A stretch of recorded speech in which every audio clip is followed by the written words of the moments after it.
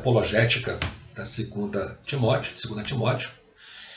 Quando você lê o capítulo 1, versículos 16 e o 18, você se depara com a seguinte expressão: que o Senhor conceda misericórdia à casa de Onesíforo, porque muitas vezes me deu ânimo e nunca se envergonhou das minhas algemas. Pelo contrário, quando chegou a Roma, me procurou com persistência até me encontrar. O Senhor lhe conceda que naquele dia ache misericórdia da parte do Senhor.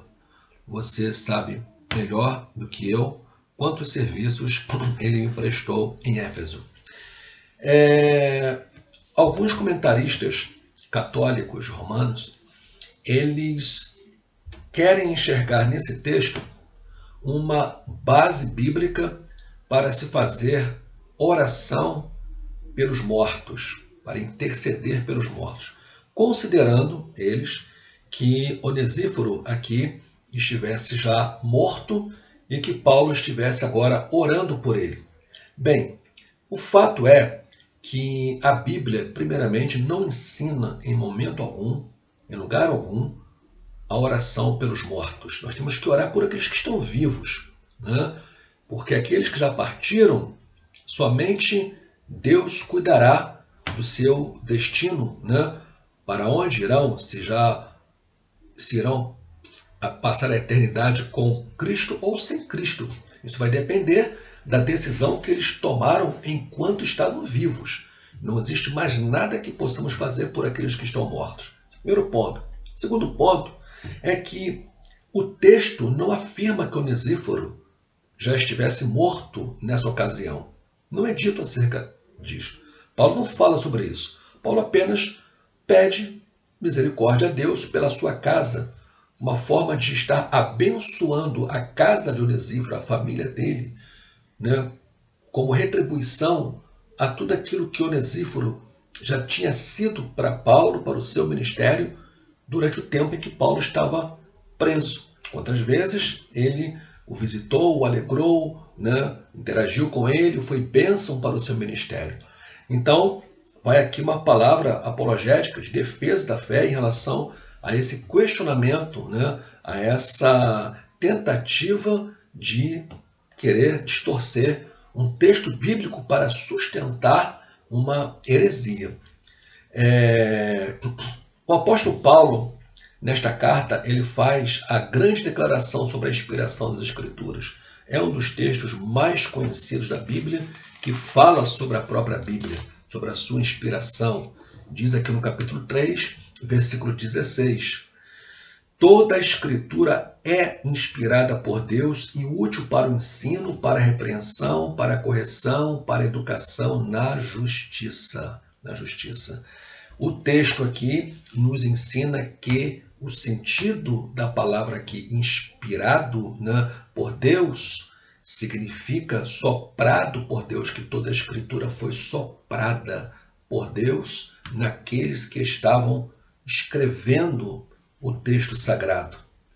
Não podemos ignorar que Pedro chama os próprios escritos de Paulo, capítulo 3, versículo 16 de 2 Pedro, de outras escrituras, dando a entender que aquilo que Paulo estava escrevendo também era escritura inspirada por Deus. Isso quer dizer que tanto o Antigo Testamento quanto os escritos do Novo Testamento têm o mesmo grau de inspiração. Toda a Escritura é inspirada por Deus. E quando fala que toda a Escritura, está dizendo aqui não somente o Antigo Testamento, mas com base no que Pedro está dizendo na sua carta, na sua segunda carta, capítulo 3, versículo 16, que os escritos de Paulo também constituem-se escrituras, né? Então, dá a entender claramente que os escritos de Paulo também são inspirados por Deus. Algumas versões trabalham, né, tentando distorcer aqui o sentido do texto, né? Existem alguns que querem, né, traduzir o texto dessa forma. Toda a Escritura é divinamente inspirada. Alguns querem defender a seguinte tradução, é o que está escrito aqui, toda a Escritura é divinamente inspirada. Alguns querem distorcer a tradução e traduzir da seguinte maneira: toda Escritura inspirada por Deus é útil. Veja bem, há uma grande diferença entre dizer que toda Escritura é divinamente inspirada e útil e dizer que toda Escritura inspirada por Deus é útil. Há uma grande diferença.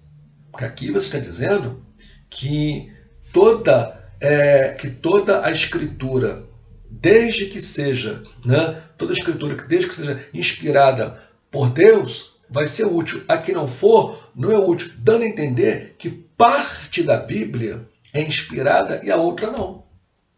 Se eu digo que toda a Escritura é inspirada por Deus, eu estou abrangendo Gênesis a Apocalipse.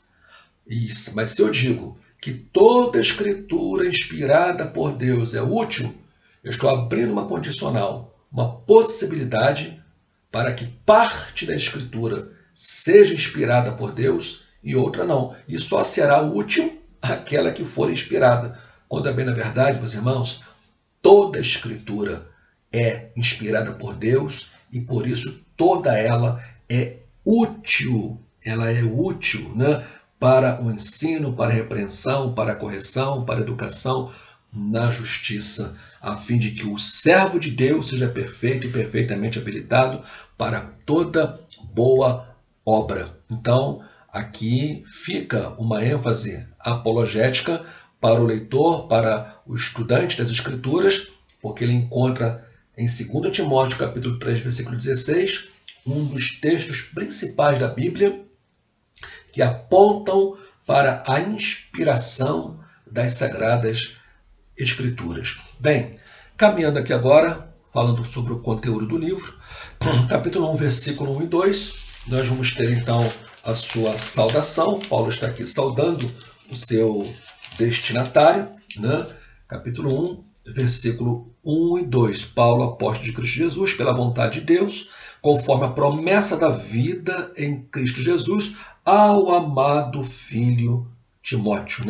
Ele era chamado de filho na fé de Timóteo. E também temos a ação de graças, logo a seguir, capítulo 3, ao versículo 5. Paulo está dando graças a Deus, a quem desde os meus antepassados sirvo com a consciência limpa, porque sem cessar lembro de você nas minhas orações, noite e dia, lembro das minhas lágrimas e estou ansioso por ver você para que eu transborde de alegria. Lembro da sua fé sem fingimento, a mesma que primeiramente habitou em sua avó Lóide e em sua mãe Eunice, e estou certo de que habita também em ti. Isso era motivo de gratidão.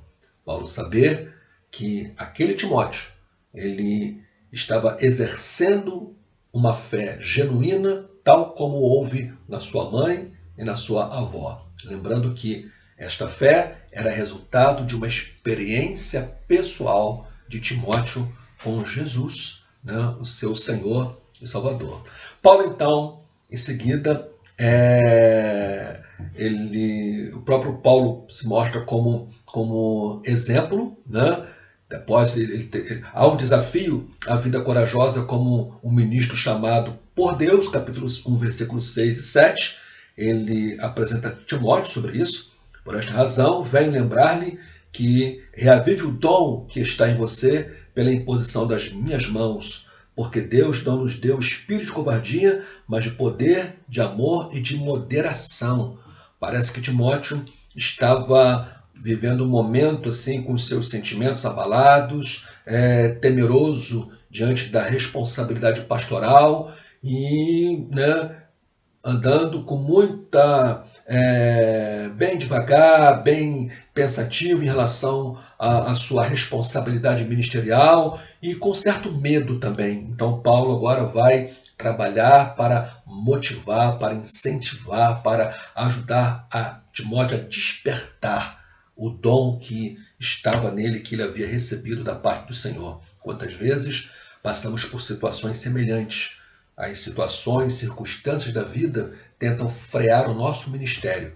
E nós precisamos, como Paulo disse aqui a Timóteo, lembrar para que nós tenhamos o nosso dom reavivado por Deus, para prosseguirmos na nossa caminhada ministerial.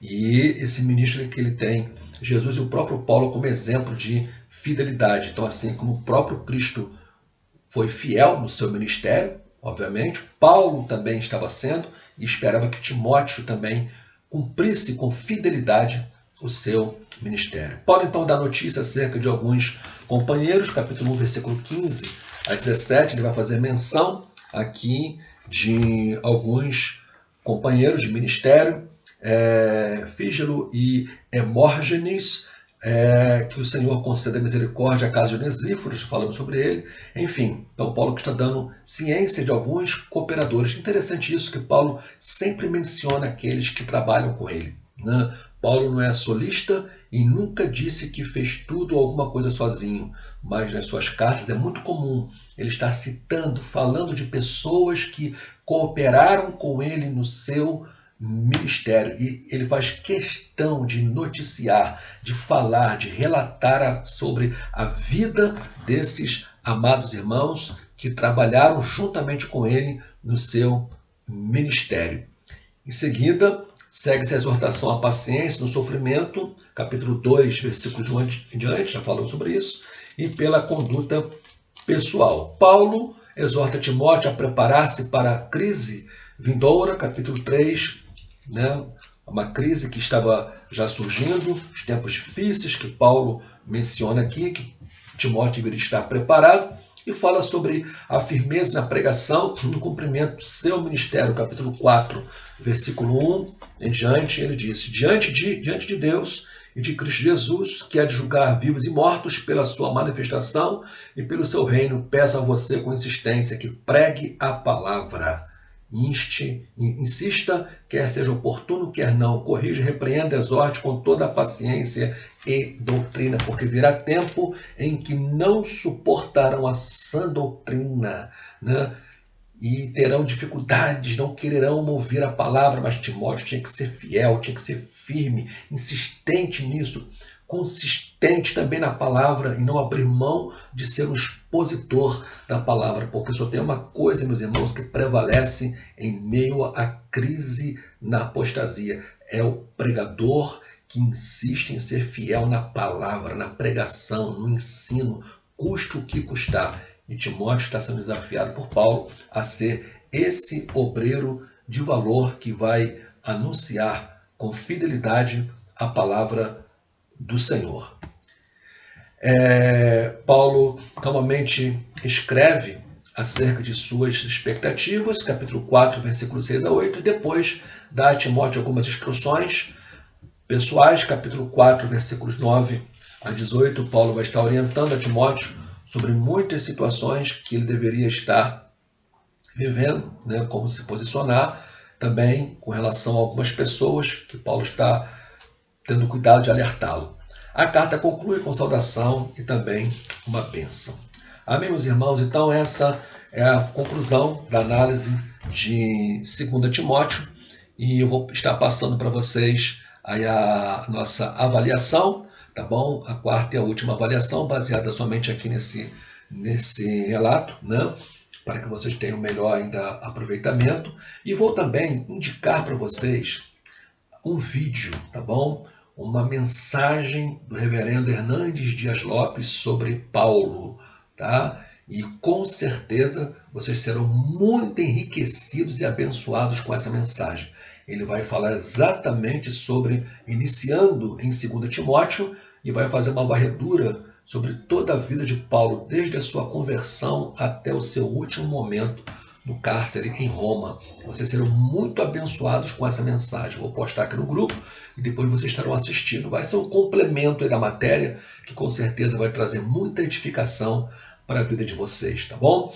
Foi bom estarmos juntos. Que Deus abençoe a vida de vocês. E estaremos passando as notas para os irmãos e já informando esta semana acerca da próxima disciplina. Fique com Deus, Deus abençoe, em nome de Jesus.